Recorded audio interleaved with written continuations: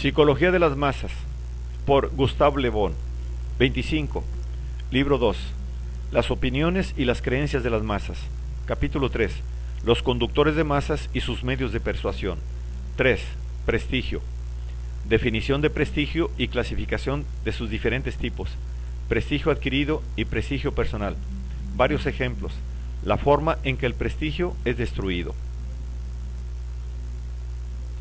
Las ideas propagadas por afirmación, repetición y contagio reciben un gran poder debido a la circunstancia que con el tiempo adquieren esa misma fuerza conocida como prestigio. Todo lo que ha tenido poder de gobierno en el mundo, ya fuesen ideas u hombres, ha impuesto su autoridad mayormente por medio de esa fuerza irresistible expresada por la palabra prestigio.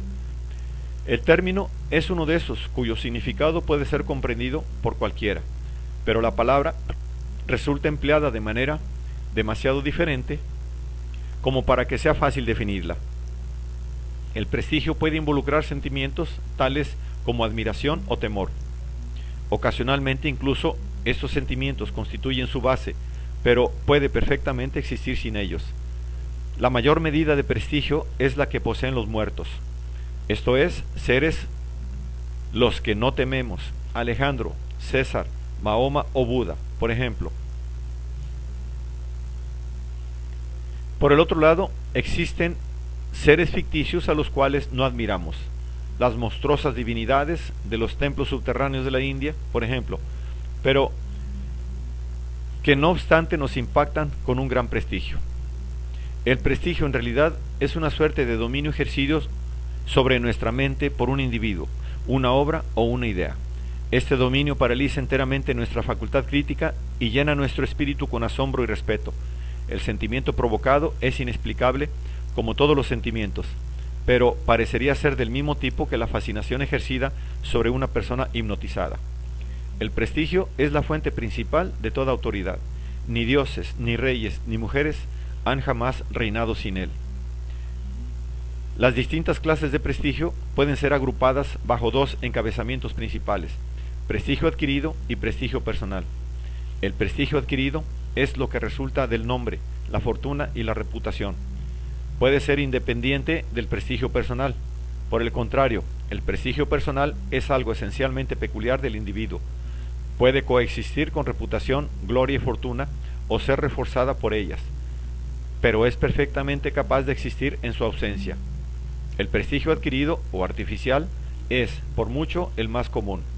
El simple hecho de que un individuo ocupe una posición, posea cierta fortuna u ostente ciertos títulos, lo imbuye de prestigio por más ínfimo que sea su valía personal. Un soldado uniformado, un juez con su túnica, siempre gozarán de prestigio. Pascal, muy acertadamente, ha notado la necesidad de que los jueces tengan túnicas y pelucas. Sin ellas estarían privados de la mitad de su autoridad. El socialista más recalcitrante siempre está algo impresionado a la vista de un príncipe o de un marqués, y la usurpación de esos títulos siempre ha hecho de la estafa a los comerciantes una cuestión fácil. El prestigio del cual acabo de hablar es el ejercido por personas. En forma paralela se puede considerar el ejercido por opiniones, obras literarias y artísticas, etc. El prestigio de esta última clase es muchas veces tan solo el resultado de repeticiones acumuladas. La historia, especialmente la historia literaria y artística, al no ser más que la reiteración de juicios idénticos que nadie se atreve a verificar, termina siendo lo que todo el mundo repite porque lo aprendió en la escuela, con nombres y cosas con las que nadie se atreve a meterse. Es innegable que para el lector moderno un estudio sobre Homero resulta tremendamente aburrido, pero ¿quién se atrevería a confesarlo? El Partenón, en su estado actual, es una ruina desolada, completamente carente de interés, pero está revestido de tal prestigio que no se nos aparece como realmente es, sino con todo su cortejo de memorias históricas. La característica especial del prestigio es impedirnos ver las cosas como son y el paralizar por completo nuestro juicio. Las masas siempre, y los individuos, por regla general, tienen necesidad de opiniones preestablecidas sobre todas las materias. La popularidad de estas opiniones es independiente de la medida de verdad o error que puedan contener y está regulada solamente por su prestigio. Y llegamos ahora al prestigio personal. Su naturaleza es muy diferente del prestigio artificial o adquirido al que me acabo de referir. Es una facultad independiente de todos los títulos, de toda autoridad, y la posee un reducido número de personas a las cuales les permite ejercer una fascinación magnética sobre quienes las rodean, aun cuando socialmente sean sus iguales y carezcan de todos los usuales medios de dominación. Estas personas refuerzan la aceptación de sus ideas y sentimientos sobre quienes las rodean y resultan obedecidas, como lo es la más mansa de las bestias salvajes, por el animal que fácilmente podría devorarla. Los grandes líderes de masas como Buda, Jesús, Mahoma, Juana de Arco y Napoleón poseyeron esta forma de prestigio en un alto grado, y la posición que adquirieron se debe muy particularmente a este don. Los dioses, los héroes y los dogmas se abren camino en el mundo por su propia fuerza interior. No están para ser discutidos, incluso desaparecen ni bien se los discute. Los grandes personajes que acabo de mencionar poseyeron su poder de fascinación mucho antes de convertirse en ilustres, y nunca se hubieran convertido en ilustres sin este poder. Es evidente, por ejemplo, que Napoleón, en la cumbre de su gloria, gozó de un enorme prestigio por el simple hecho de su poder, pero ya estaba imbuido de este prestigio cuando se hallaba sin poder y era completamente desconocido. Cuando, en calidad de oscuro general, y gracias a la influencia de sus contactos, fue enviado a comandar el ejército de Italia, se encontró con rudos generales que estaban predispuestos a darle una recepción hostil a ese joven intruso que les había sido endosado por el directorio. Desde el mismo principio, desde la primera entrevista, sin recurrir a discursos, gestos o amenazas, a la primera vista del hombre que habría de ser grande, quedaron derrotados. Taine suministra un curioso relato de esta entrevista, tomado de memorias contemporáneas.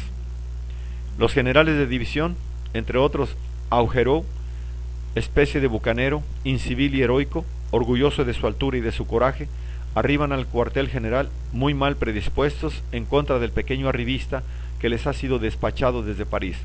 Sobre la base de la descripción que les ha sido dada, Augereau está inclinado a ser insolente e insubordinado. Es un favorito de Barras, un general que debe su rango a los eventos del vendimiario, alguien que se ha ganado el grado con peleas callejeras, alguien que es considerado parecido a un oso porque siempre está pensando en soledad, es de pobre aspecto y tiene reputación de matemático y de soñador. Se presentan y Bonaparte los hace esperar. Por fin aparece, espada al cinto, se pone su sombrero, explica las medidas que ha tomado, da sus órdenes y los despide. Augereau ha permanecido en silencio. Solo cuando está fuera es que vuelve en sí y es capaz de proferir sus acostumbradas maldiciones. Le admite a Massena que este pequeño demonio de general lo ha llenado de pavor. No puede comprender la causa por la cual, desde el primer momento, se ha sentido apabullado. Una vez convertido en gran hombre, su prestigio aumentó en la misma proporción en que crecía su gloria, y al final terminó siendo al menos igual al de una divinidad en los ojos de quienes le eran devotos. El general Vandamme, un rudo, típico soldado de la Revolución, aún más brutal y enérgico que Augereau, le dijo al mariscal Darnano en 1815, cuando en una ocasión subían juntos las escaleras de las Tullerías: ese demonio de hombre ejerce sobre mí una fascinación que no puedo explicarme ni siquiera a mí mismo, y en tal medida que, incluso no teniéndole miedo ni a Dios ni al diablo, cuando estoy en su presencia estoy a punto de temblar como un niño, y él podría hacerme pasar por el ojo de una aguja haciendo que me arroje al fuego. Napoleón ejercía una fascinación similar sobre todos los que entraban en contacto con él. Davout solía decir, hablando de la devoción de Maret y de la suya propia: si el emperador nos hubiera dicho, es importante en el interés de mi política que París sea destruida sin dejar escapar o salir a una sola persona, Maret y yo seguramente hubiéramos mantenido el secreto, pero él no se hubiera abstenido de comprometerlo haciendo que su familia dejase la ciudad. Por el contrario, yo, por miedo a dejar filtrar la verdad, hubiera dejado que mi mujer y mis hijos se quedaran. Es necesario tener presente el extraordinario poder ejercido por una fascinación de este orden para comprender ese maravilloso regreso de la isla de Elba, esa conquista relampagueante de Francia por un hombre aislado, enfrentando todas las fuerzas organizadas de un gran país que podía suponerse cansado de su tiranía. Tuvo solamente que echar una mirada a los generales enviados para detenerlo y que habían jurado cumplir con su misión. Todos se sometieron sin discusión.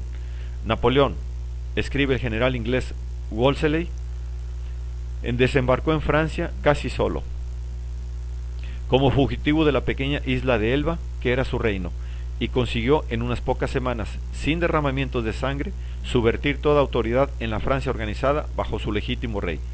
¿Es posible para el ascendiente personal de un hombre el afirmarse de una manera más asombrosa? Pero, desde el principio hasta el final de su campaña, que fue la última, qué notable que es también el ascendiente que ejerció sobre los aliados, obligándolos a seguir su iniciativa, y qué cerca estuvo de aplastarlos. Su prestigio le sobrevivió y continuó creciendo. Fue su prestigio que convirtió en emperador a su oscuro sobrino. El poder que su memoria tiene todavía puede verse en la resurrección de su leyenda, que sigue aumentando aún al día de hoy. Maltrata a los hombres como quieras, masácralos por millones, conviértete en causa de invasión sobre invasión. Todo te estará permitido si posees prestigio en un grado suficiente y el talento necesario para sostenerlo. He invocado, sin duda, un ejemplo bastante excepcional de prestigio, pero uno que fue útil para dejar en claro la génesis de grandes religiones, grandes doctrinas y grandes imperios. Si no fuera por el poder ejercido sobre las masas por el prestigio, esos crecimientos serían incomprensibles.